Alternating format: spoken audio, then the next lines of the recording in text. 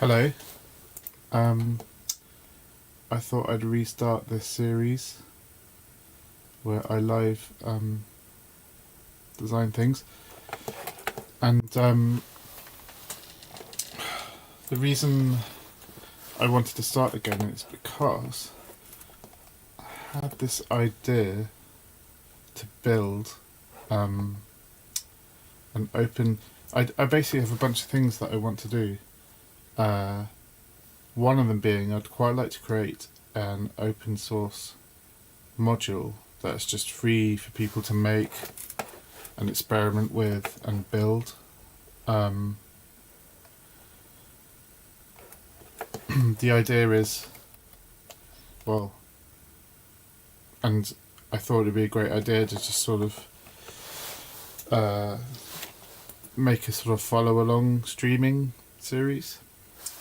I've been waiting. Basically, the idea started about 6 months. I can't remember when this is released. When these chips were released, the RP2350. Finally, these Raspberry Pi chips have some DSP capabilities, and I thought it'd be a great idea just to make a general purpose module that takes advantage of these ideas. I did quite a lot of work, don't know why, just laying it out. At the time when these modules came out, there was only this PGA 2350 available by Pimoroni, which used the chip,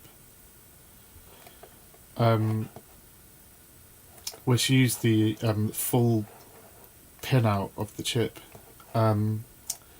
If I've forgotten to open this. This is the chip. Wait, I'll go to the big scene. This is the chip. It's a massive step up for these processors, and I think they're great because they generally have. You can do quite complicated C programming on them if you want to, but they also support MicroPython and CircuitPython, which have some degree of audio processing. Not really, but like you can do things like playing sounds, triggering sounds, and if you go on this website you can see the different models. And so unlike the previous version, which is the RP2040, the RP2350 has a number of pins, different pins, has different packages with different levels of pins. And finally they have a chip. If you see the RP2350B has 48 GPIO, which is a decent sized processor. And do you get information about its capabilities? That might be quite a good place to start. They pre-released a load of projects with people, but I wasn't on that. But, where is hardware? Pico 2. So the Pico 2 contains the new RP2350 chip, and the spec. I want to find the spec. Probably should have pulled this up. Here it is. It's got a dual ARM Cortex M33, which has some floating point operators in it, and it goes quite fast, so it's much more capable of doing sound processing. The other interesting thing about it is, well, not a lot apart from that. It's just got more. It's got the same amount of ADCs, but it's got more PO state machines, which could be useful or not. The more interesting thing is it can take a lot of memory. If we switch to the this page, you can see this chip. This is the 2350B, and it supports 16 megabytes of flash on board, so you can store quite large bits of data. I really am being boring here, but anyway, I started this design, but I never really quite got anywhere with it because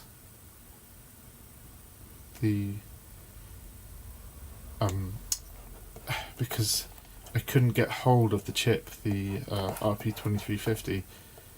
So I was sort of designing it around this Pimoroni chip, which is fine, but I never quite got it out of prototype. And then the other out of layout, and then the other day, JLC now lets you build boards with the RP2350. So yeah, I'm mumbling. So my plan is, in this next few series of videos, is to design,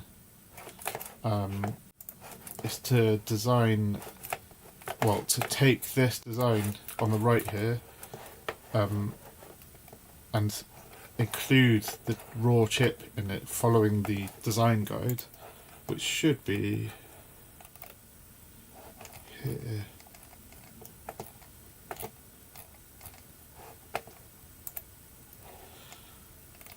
It always goes to General Raspberry Pi. You have to go find the Pico section. Microcontrollers. The Pico 2 is the new chip that only got released last year. It has... Where's the files? Ooh, Silicon 2350. Security, baseboards. Documentation. 2250. We'll be following this hardware design guide. Let's bring it up again. This hardware design guide. This document here, we'll be following this document along with and implementing it into this design that I already sort of mapped out. The idea is going to be that it can be completely assembled at JLC PCB with no soldering at all, so people can have a go at building the designs from scratch. Well, I'll include in the open source files, I'll include everything, including all the design files and the production files, so you can order your own assembly of this device. It's not going to be restricted to just being supplied by me. This is just a test, but the first, I'm going to come up with stages. I started laying out this design. I don't know if you can see that. I have all these 0 ohm resistors which go around here, this chip, because I wasn't quite sure which pins I wanted to use, and it just let me, when I did the prototyping stage, it let me added a flexibility so I could change the connections. But now I'm going to get rid of this chip with the PGA 2350, which is this thing here, and I'm going to replace it just with the plain chip. And recently Adafruit has just released this, the Metro RP2350, and it features many things that I might want to include on the module. By the way, I've completely screwed up the introduction here. It's going to be a Eurorack module that is completely DIY and completely open source, and you can just make it and order it yourself. You can handle assemble it if you like, or you can just get it assembled for you, usually in lots of 5. But the Metro RP2350, I'm going to buy one of these, includes a lot of things that I wanted to include with the RP with the module that I was going to design. I'll show you here. Great thing about Adafruit is all their stuff is shown, is just the schematics and everything available. And there's an RP2350, like the PGA 2350, there is this is the flash memory, 16 megabytes flash memory, I think. If you go back,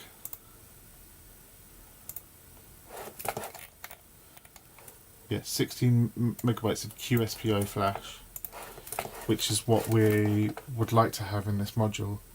The module was relying on the current design was relying on the PGA 2350, which included the 16 megabytes of QSPI flash. But this shows me how to wire it up, and I think I'd like to copy this layout as much as possible, so it's compatible code-wise with many Adafruit libraries. This is the memory. What's it called? The other flash memory that contains the programs. There's quite a cool, decent power supply, which we could use, but we might not be able to use it because it's, what is it, a TPS 54302.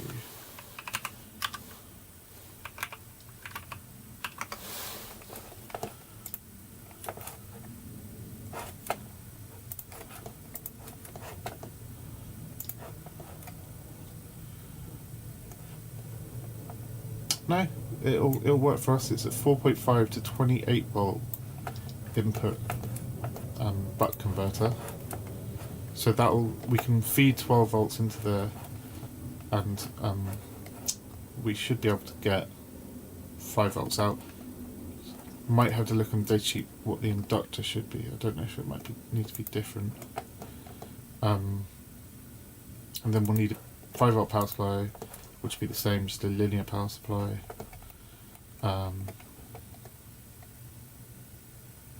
Yeah, and I want to put in an SD card, and the interesting thing is it supports, the RP2350 supports SDIO, I think maybe through the PO peripherals, but as you see here it's not available in Arduino. Oh, that's another point.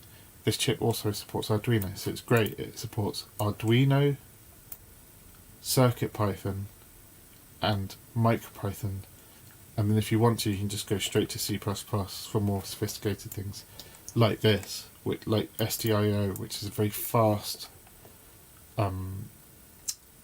serial available for SD cards. It's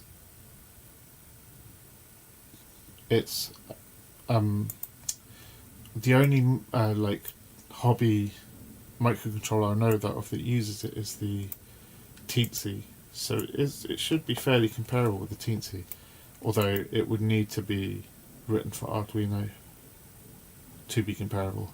I wonder if the SD library could be altered. Not that I'm good enough to write those kind of programs.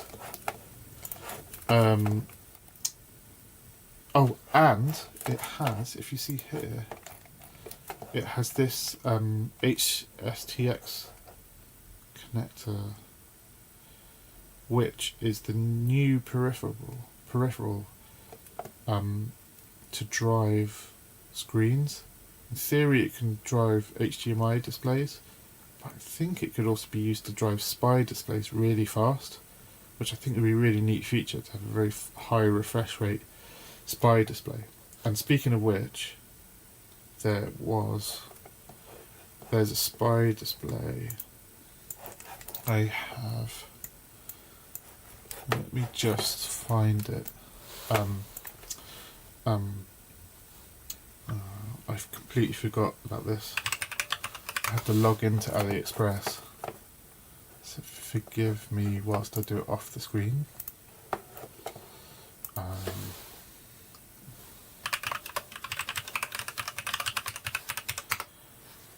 It's I think I chose something, a watch display.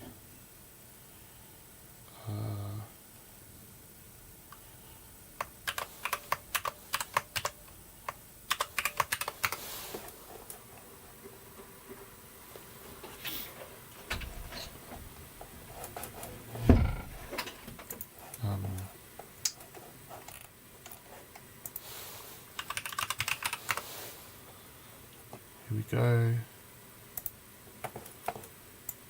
Loading up.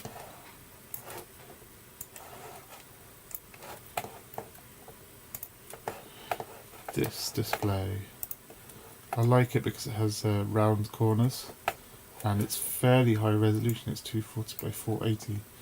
It uses this driver, which I'm not particularly familiar with. I'll zoom in a bit. It's this driver, and they usually come with this backboard, or you can buy it with a thing. I've got a few of them. So actually, what I should show you is I have also started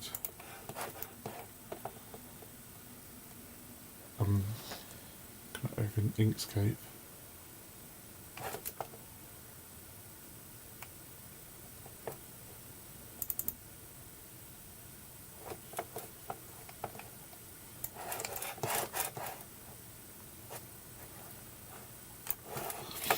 Go back to this display. I have come up with the preliminary idea of what it might look like. The idea is it's a programmable, a general purpose programmable module, a bit like Ornament and Crime, or what's the other one? I don't know. It's got two encoders. This is micro SD card in the middle. It's not host. That's this. It's USB-C input. That's how you program it. You program it through the front though. And there's a reset button. There's a host, so you can put host devices in. And the idea is it might have audio inputs, audio outputs. So that's DAC, proper audio DACs, and then 4 CV inputs and 4 CV outputs, and then 2 general gates and inputs and outputs. I toyed with an idea of a different connector, and these are 2 little buttons. I quite like tiny little buttons. I'll go into it in more detail next time. This was just a general introduction. The idea is, in the next episode, I'm going to be kind of boring, continue boring pen. I'm just going to open up a Word document and going to go through the requirements. Probably tomorrow. Anyway, that was my introduction.